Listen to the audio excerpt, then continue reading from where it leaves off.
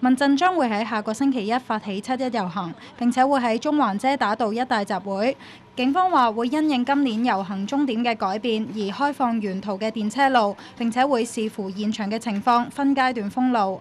今次開放呢個電車路呢，係最主要嘅原因就係今次個終點集會改咗喺呢個中環，而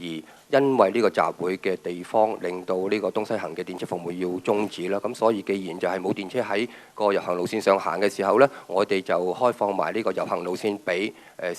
參加者去使用嘅。佢又話：警方一貫都唔會估計有幾多個人參與遊行，而今次只係會參考民陣估計會有5萬人遊行嘅數字。對於警方係咪有收過指令以處理今年7·1遊行作為佔領中環嘅預演，警方就否認咁嘅説法。我哋係警方喺計劃任何或者係安排任何公眾活動嘅時候呢，我哋都會係預備定一啲係緊急嘅應變計劃嘅。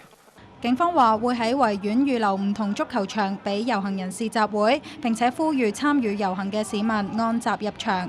如果由銅鑼灣方向入場嘅，可以利用記利佐治街或者唐街嘅6號、7號閘口；如果由天后方向入場，就可以使用近興發街嘅14號閘口。至於終點嘅集會地點，警方就話由於場地所限，未必所有嘅遊行人士都可以入到去，呼籲市民喺場地飽和嘅時候聽從主辦單位嘅呼籲，由行人路離開。香港寬頻電視記者何善瑤報道。